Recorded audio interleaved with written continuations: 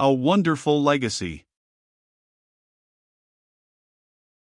Faith did get better, very slowly. And it was a happy day for Charity and Hope when they were able to go over from the hall and see her sitting up and taking notice of everybody once again. She looked very small and white, and spoke languidly, as if it were too much trouble to get her words out, but she listened to her sister's account of their days at the hall with much interest. "I ride on a pony every afternoon," said Hope with pride. "Tommy is much faster than Topsy. I go for rides with Sir George, and yesterday we rode into town, and I saw Mrs. Vale sitting in her window, and she nodded to me. And I drove out with Lady Melville," said Charity, "and we went to tea with some friends of hers, and they said the war would soon be over, perhaps by Christmas." Faith smiled, but made no comment on these bits of news. Then she asked, "Have you seen Timothy?" "Not lately," answered Charity.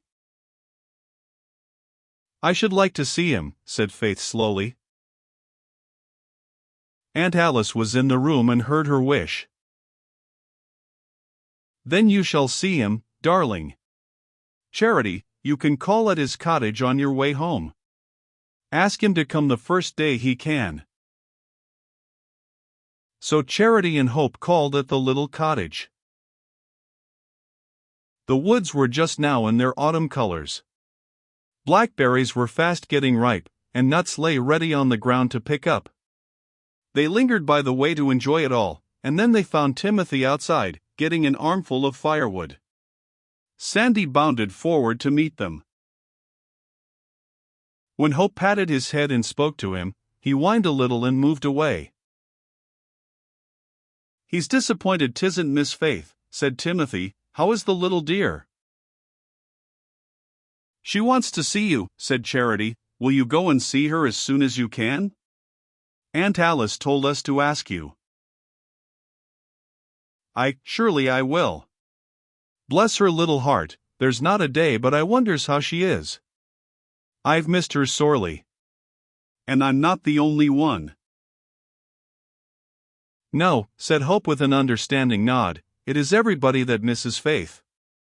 We wonder why, because we thought her rather quiet and dull sometimes, but we don't now. We know how we miss her, but we don't quite understand why the village people talk about her so."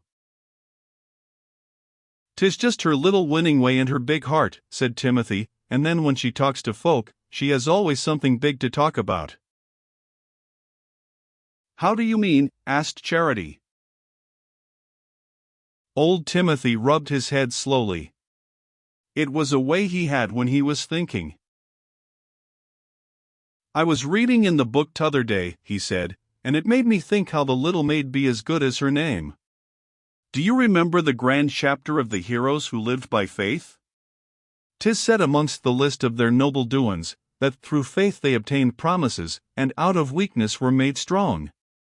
Now, through Miss Faith talkin' I know more than one body here about who have obtained most precious promises and have been made strong." Charity and Hope were silent. They wished the old man goodbye and went on to the hall. "I don't understand Timothy," said Hope at last. "He talks as if Faith preaches to people." "No, she just talks," said Charity, "but I suppose she talks about the things we don't talk about, and it does people good." Hope said nothing more, but the little girls found themselves repeating to Lady Melville what the old man had said. "Children are rather prigs when they talk goody," said Charity. "At least, we think they are, but Timothy seemed to say that Faith had been doing great things just like the Bible people." "I don't think little Faith is at all a prig," said Lady Melville gently. "You know, if we are very full of anything we can't help talking about it. It bubbles up at once like a little spring in the ground which gets over full when a storm of rain comes.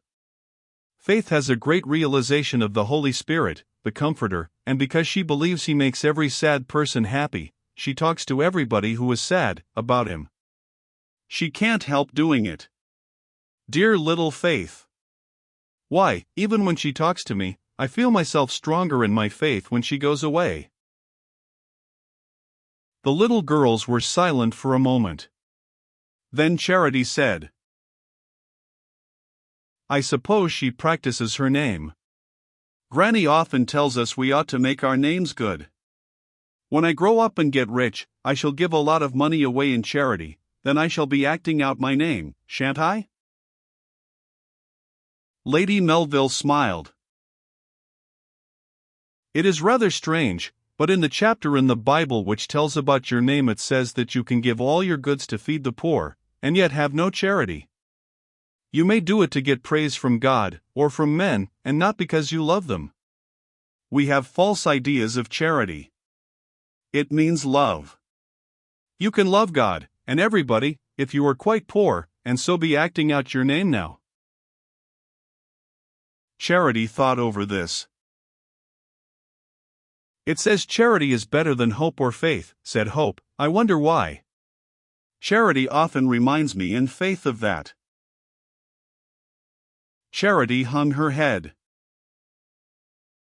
"Well," said Lady Melville cheerfully, "I often tell you that you have all three beautiful names which ought to inspire you. Faith acts out hers without knowing it.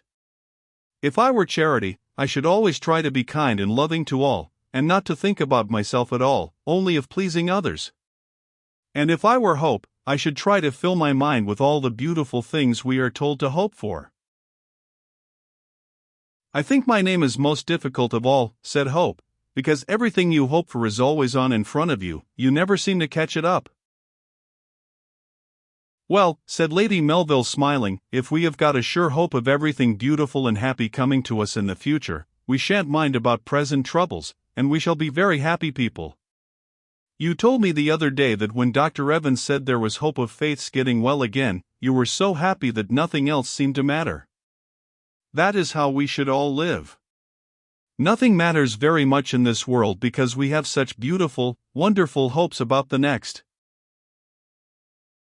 The little girls said no more, but they remembered Lady Melville's talk about their names, and it did them good. They were very happy at the Hall, and very soon the day came when Granny said she could have them back at the cottage again. Faith was an invalid still. She seemed to be a long time in getting back her health and strength, but she was able to play with her dolls again, and go out for little walks, and she was bright and cheerful, and able now to talk nearly as fast as Charity and Hope. Her birthday was the beginning of November. The children had a holiday. Charity and Hope went into town to buy her a birthday present. Their Aunt Alice was with them, and they had quite an exciting afternoon, for Aunt Alice took them to tea at the pastry cook's, and the shops were very gay with preparations for Christmas. To add to their joy, they met Charlie and his mother, and Charlie was full of business. He had come into town to buy Faith a birthday present, and he took Charity and Hope off to a toy shop, whilst Mrs. Evans and Aunt Alice went into uninteresting shops, such as the grocer's and the linen draper's. "You see, I must get her something nice, because I made her ill," said Charlie. "At least, that is what Father and Mother say, but of course I didn't mean to." "And what do you think I am going to buy her?" The little girls could not guess. "A box of fretwork tools. I had one once on my birthday, but my tools are broken and lost. It will be just the thing for Faith, for she can make things indoors, and I will come over and help her." "That will be lovely," said Charity enthusiastically. "Hope and I are going to put our money together to make it more. We haven't very much, only 2 shillings and 4 pence. They roamed round the toy shop. First they thought of a watering can, but then they remembered that winter was coming and the flowers were over, so that Faith would not be able to use it for a long time. Then Hope suggested a paint box, but Faith was not so fond of painting as Charity was, so that was given up. At last they saw a very cheap set of dolls' tea things for half a crown. Aunt Alice, good-naturedly, had told them she would make their money up to 2s. So they got it. "The cups will be quite big enough for us to drink out of," said Hope. "We can use them when we have feasts." So the tea set was bought. Granny's present for Faith was a little blue knitted jacket to keep her warm when she went out. Granny had made it all herself. And Aunt Alice had bought her a little brown muff. There was great excitement when they got home that evening. Faith went to bed very early now, and after she was out of the way, the presents were all wrapped up in paper, and little tickets attached with the names of donors. Somehow this birthday of Faith seemed to be an extra important day. They could not help remembering how very nearly they had lost her. And then Aunt Alice told Charity and Hope a secret, which was that old Mr. Cardwell had left a present for Faith which he had told his son to give her on her next birthday. The pirate had left this with Aunt Alice before he went away, and Aunt Alice produced it now. It looked like a box, but Aunt Alice said she believed it was the old man's cabinet of coins which he had once showed to Faith. It was all carefully wrapped up in brown paper. The next morning Charity and Hope were up early. Faith still had her breakfast in bed, but they were allowed to take their presents in before. As Faith sat up in bed unwrapping all her parcels, her little fingers trembled with excitement. There were cries of ecstasy over every one of the gifts. Faith was always easy to please. The tea set was what she had always longed for, Granny's jacket was almost too grand to wear, and the muff was a luxury she had never before experienced. Charlie's box of fretwork was most entrancing, she longed to begin testing the tools at once, and then old Mr. Cardwell's present was slowly opened, with flushed cheeks and shining eyes. Oh! Oh! It's his beautiful cabinet with all the old money in it. Look at the tiny drawers, and all the coins in different parts. Faith clasped her hands and almost cried. It seems as if he is alive, she said. Oh! I wish he was. I wish he was.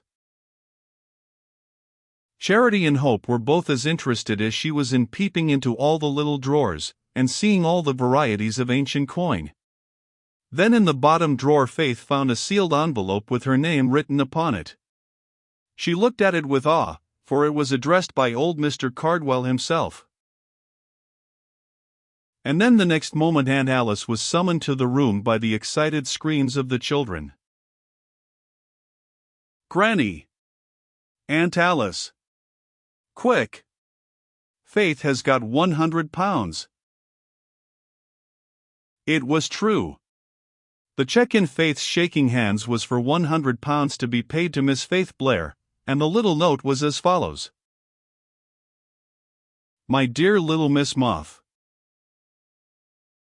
I shall be gone away from you when you receive this, for I do not mean you to have it till after my death, and you will not get it until your birthday. It is in remembrance of a grateful old man, and, knowing your careful little soul, I want you to spend this money whilst you are young, in the best way that you can. Don't hoard it. Spend it on yourself and on others. There are no conditions attached to it. I humbly hope that you and I may one day meet each other again in that land where you tell me everyone is welcome. Your old friend, W. Cardwell. Aunt Alice seemed stricken dumb, but she read the letter through, and passed it to Granny, who began to wipe her spectacles when she had finished it. Is it true? Asked Faith. Can it be true that I've got £100? Yes, dear, it is. I'm sure I had no idea that such a present was in store for you. Then Aunt Alice began to fold up the pieces of stray paper scattered over the bed. We must talk about it after breakfast, she said. Come along, children. Charity and Hope went to their breakfast, but their talk was full of this wonderful gift. Why, said Charity, Faith could buy a cottage of her own, couldn't she, with £100?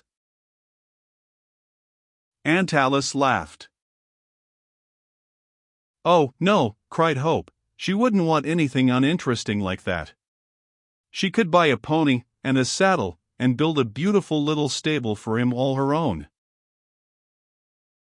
Granny began to smile now. We know that Charity would like a cottage, and Hope a pony, but what about Faith herself? Oh, Faith never wants much, said Charity, she's so easily pleased. And that is why old Mr. Cardwell could trust her with such a lot of money, said Aunt Alice, he knew she wouldn't want to buy useless luxuries. After breakfast, Faith was dressed and brought downstairs. There was a bright fire in the cheerful living room where they generally sat, and before very long, Charlie arrived to give his best wishes for Faith's birthday, and to examine with her the contents of the fretwork box. He was much impressed when he heard the news. "Why, you could buy a motor," he said, "that's what I should do." But Faith's ambition did not lie in that direction. "We have Topsy, and Granny's carriage, that's much nicer than a motor," she said. "Well, what are you going to do with it?" he asked.